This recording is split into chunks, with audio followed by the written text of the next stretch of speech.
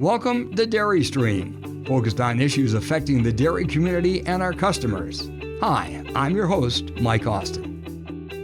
Well, thank you once again for joining us for another special edition of Dairy Stream as we look at the pandemic and its impact on not only the nation's dairy industry, but in particular Wisconsin's dairy industry as well.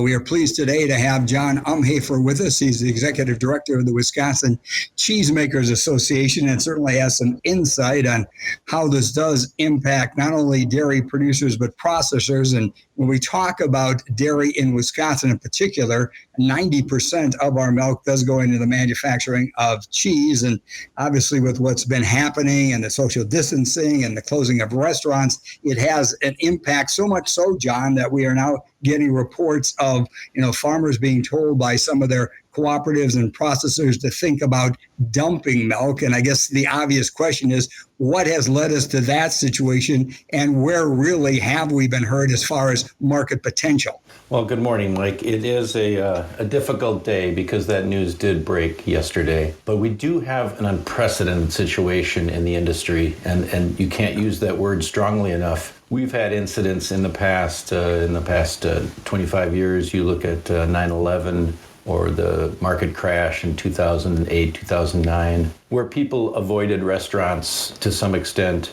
Restaurants didn't close. And people have been making that comparison. But this is a situation where we have, in a matter of days, seen 50% of the restaurants in the United States close or do limited offering through delivery. And nearly 80% of Americans are sheltering at home. This is unprecedented. And in dairy, you're looking at our largest market facing this closure. When you look at how dairy breaks out, you've got 44% of cheese in the United States moving into food service. That's your sit-down restaurants, it's your quick service restaurants, even the pizza chains, all of the food service. It includes schools, universities, colleges. It includes all institutions where people gather, nursing homes and hospitals. It includes destinations that people travel to. All of that uses up 44% of cheese in the United States. And even a portion of cheese that moves into a different channel is also used in food service, because that other channel is food prepared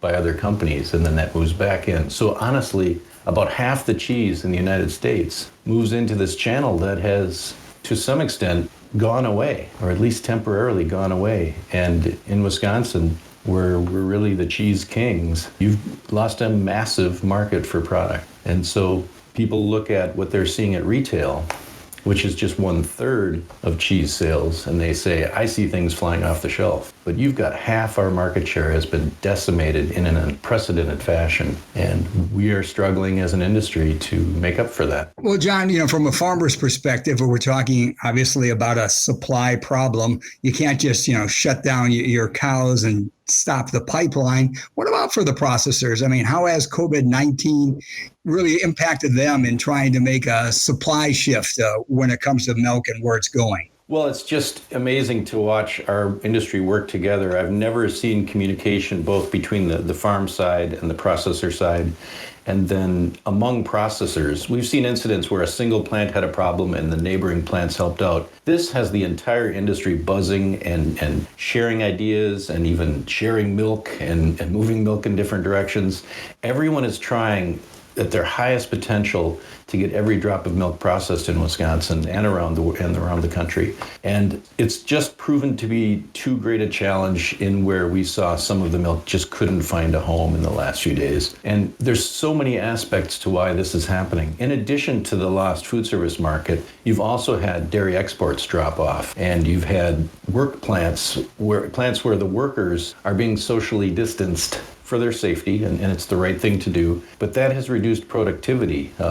Packaging lines are moving slower, and so you're losing the ability to process some milk when you do that. When you're doing the right thing for your workers, you basically are going to take in less milk so that the process can move at a slower pace. And you've had some plants go to fewer days of production because they simply don't have a sale for the end product. And you need that sale for the end product to generate the dollars that you use to pay the dairyman. So in so many ways, we're seeing plants fighting to get that milk processed and to move it great distances, and in some cases all the way to Florida with Wisconsin milk, to make sure that they can get that milk processed. And we're just seeing now the beginning of where there's just a little bit too much milk to get that job done. John Umhafer is our guest. He's the executive director of the Wisconsin Cheesemakers Association. And John, we certainly appreciate your insights and candor. Getting back to the initial conversation we had about milk dumping, as you're talking about, moving the supply chain, what is going on. I know there are some dairy farmers that are preparing for the worst. Just how concerned should they be? I mean, no one knows how long this pandemic will be, how long we're going to do the social distancing, things like that. So is this something they really have to brace for? Well, honestly, I think yes. We're looking at a second quarter. A lot of the estimates I'm seeing are for second quarter, which is April, May, June. This is when we're going to see, at least for the first 4 weeks of that, maybe longer, stay-at-home orders for April. So you're going to see that food service industry still dormant, still in a coma, and not taking the orders that they were. And we're hearing from processors that they continue to see orders being called away, being dropped by various food service outlets. But these cheese industry people, these butter industry people are reacting, and they are looking for markets either in retail, or they are taking that product and finding ways to move it to someone who can make a more storable product. And there's risk even there. And with the hope of a future sale, when you put it into something like an aged cheddar or some product that can last, like a non-fat dry milk. But there is so much effort going on to make those kind of transactions happen, where you are setting aside that milk for a future time to get that producer's milk processed and to get that producer paid. Going a little deeper into this, John, beyond the market losses, the uncertainties with available workers, trucking, packaging materials, ingredients, things like that. What steps beyond what you've kind of covered has the processing community taken to ensure operations can continue through this crisis? Well, it's interesting. There has been bottlenecks that have appeared on packaging and ingredient sides, but we're also, at our association, we have over 600 members of the industry who are on the supply side. Big part of the industry, everyone that's supplying ingredients, technology, the cheese vat, the cheese cultures, and that side of the industry is really the people on that side of the industry that are working in those plants are as heroic as the people we're seeing on the dairy farms and in the dairy plants, working through a time when most people are staying at home. And they are working day and night. We are hearing about bottlenecks really at distribution and trucking and at dock space time at operations like grocery stores. So it's an interesting time. Everyone is working through it as best they can, but we have not heard of anyone having inadequate supplies. So the cheese is getting made, the butter is getting made, the milk is getting packaged. We just need to stay one step ahead of anything becoming short. But at this time, we've not heard of anything that has truly stopped production. So that's a good sign, and I think it'll continue. John Umhafer is our guest. He's executive director of the Wisconsin Cheesemakers Association. And before we take our first break, I do want to ask you a little bit speaking about the WCMA. What really are you doing to support your processor members during this pandemic? Well, we've been reaching out to our members, and we have over 100 companies that make cheese. We've got about 25 companies around the country that package cheese, like a Sargento, for example. And then, as I mentioned, these 600 suppliers. We've been reaching out to each one, and what we're learning is it's the product mix that really matters. Some members are faring okay because they've been in the retail space, but a great deal of our industry, obviously, with half sales going to food service, a great deal is geared in our industry among members to sell cheese to restaurants and to schools and those markets. So we've been reaching out, asking how we can help them move product into different channels. You may have seen that FDA a few days ago said that you can take a food service package and take it to retail, and it doesn't need the full nutrition label and other FDA guidelines that are generally required. So that's great to see from the government. We are talking to our members about workforce issues. There's both the side of workforce issues, that is what the government is offering through the recent legislation, and there's workforce issues related to the CDC recommendations. We did come out recently alongside Center for Dairy Research and Dairy Farmers of Wisconsin with an SOP, an operating procedure for how to take care of workers, how to keep them safe in the plant, how to distance them, how to take breaks where people are in different rooms when they're on a break. Really the nuts and bolts of how to run a dairy plant through this time. And then what to do to make sure your people are healthy. We're having people screen their workers, talk with their workers about their health, sending people home with pay if they are not feeling well or if they're showing symptoms of illness. All of that's happening. And then we're working on the policy side too. We feel, as Wisconsin Cheesemakers Association, that the best thing we could be doing right now is asking the U.S. government to purchase dairy products, including cheese and butter and a lot of the styles, the mozzarellas, the parmesans that go to food service, and to buy those up. Take some of this $2 trillion package that was built for the United States and buy dairy products so that we can clear the market and keep all the milk flowing through dairy plants. And we'll be talking more about the CARES Act and some action that's been taken by the dairy industry and other farm groups in the state. Plus,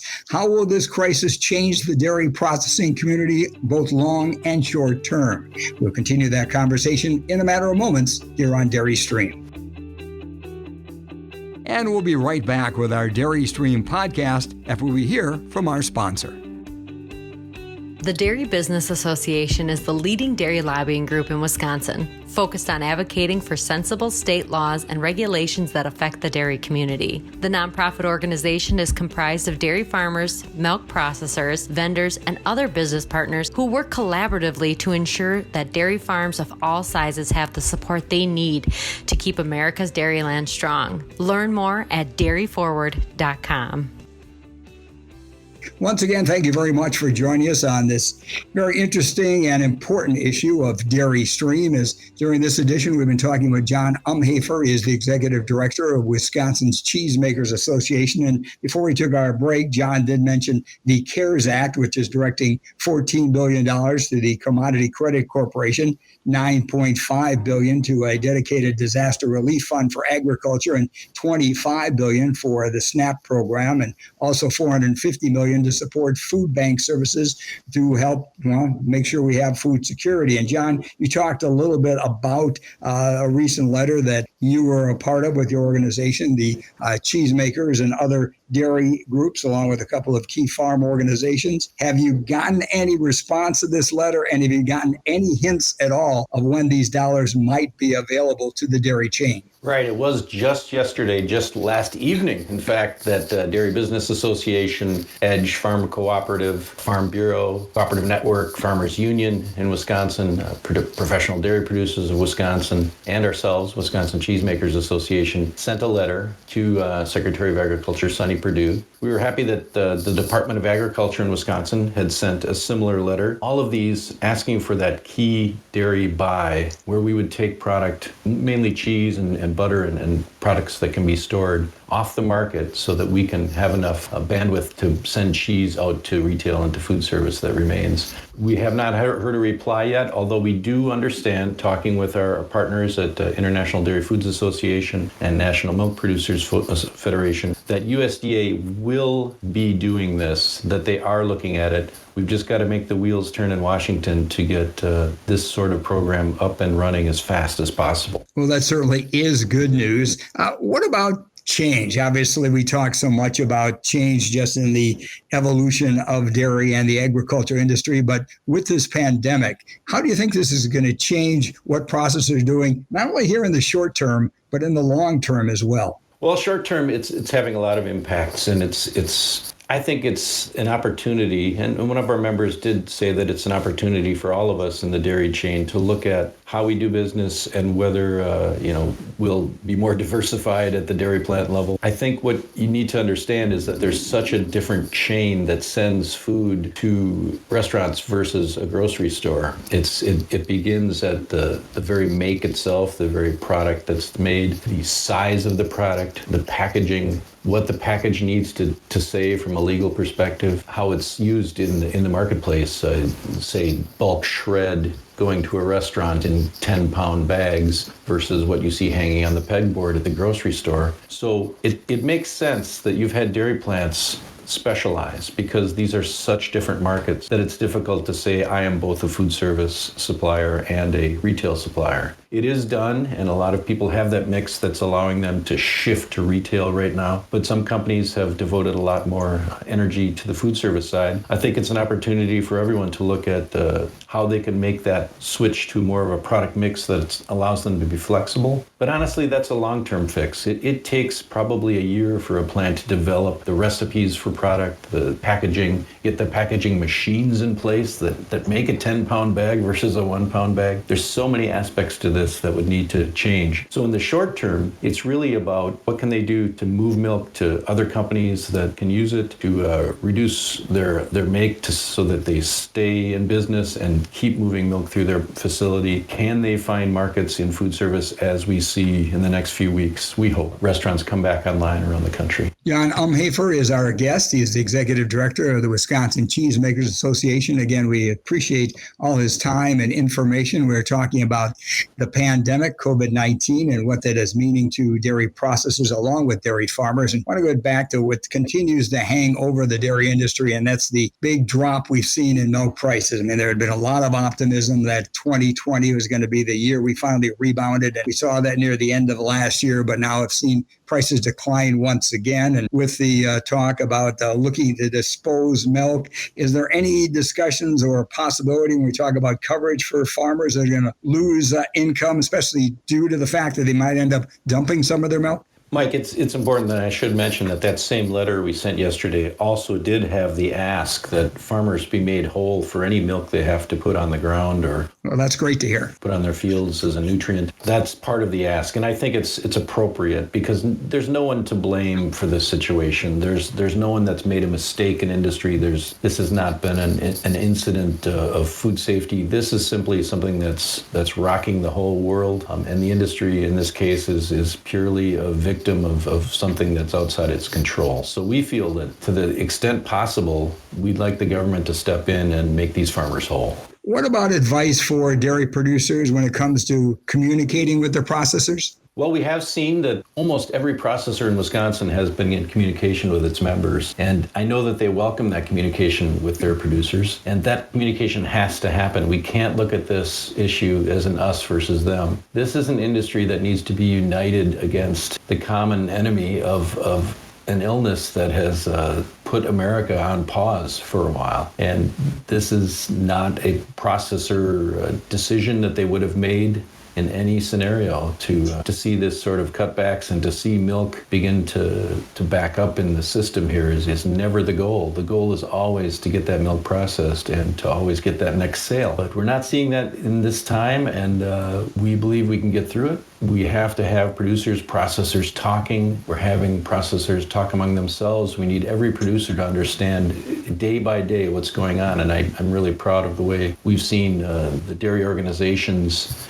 step up in the state, really open up communications on a daily basis with their members. And just for an educational aspect, John, maybe for the consumer's sake, maybe you can explain how Wisconsin's strong dairy processing infrastructure has really benefited us during these rather tough times. We've got organizations here, are extraordinary communicators and really have embraced the technology to talk to their members with webinar, with daily broadcasts out in the email. These are tools that the producers are going to need now to understand what's happening. And this really will be a day-by-day story, and we're going to have a lot of positives come out of this. I think where people are connected more than ever before, but we do need each side of the equation to be open, to be collaborating, to be communicating, and I think that's some of the strengths you're seeing from the organizations that you're talking about. Jan Umhafer has been our guest. He's executive director of the Wisconsin Cheesemakers Association. And John, kind of in closing, I'm just looking for some advice, maybe some direction for both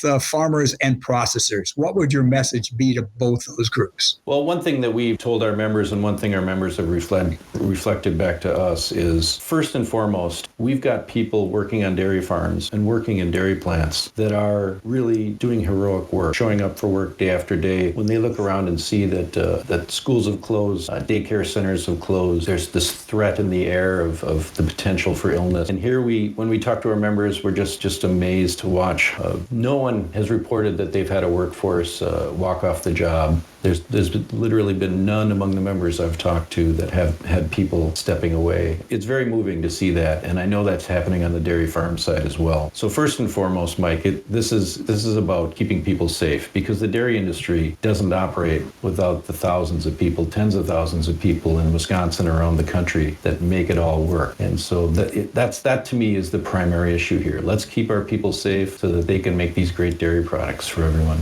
Certainly, there have been groups we've been recognizing and honoring for being on the front line. But sometimes we forget that those on the dairy farms and also our processors are among those on the front line. And we are certainly grateful for what they do. We want them to stay safe, and we really admire them and appreciate them for everything they do. We appreciate you being with us today, John. Thank you very much. Our guest has John Umhafer. He's the Executive Director for the Wisconsin Cheesemakers Association. I also personally want to thank you for listening. I want to thank Joanna Guza for being our engineer and co-producing this with Jamie Mara. They have done an excellent job. It certainly has been my pleasure to help share a little bit more light on what's going on, to try to ease a little bit of the fears we all have and try to do that with facts. And that's certainly what John has done today. Again, thank you for listening to this edition of Dairy Stream. Hey, thanks for listening to Dairy Stream. We value your feedback, so let us know what you thought and what you'd like to hear by emailing us at podcast@dairyforward.com.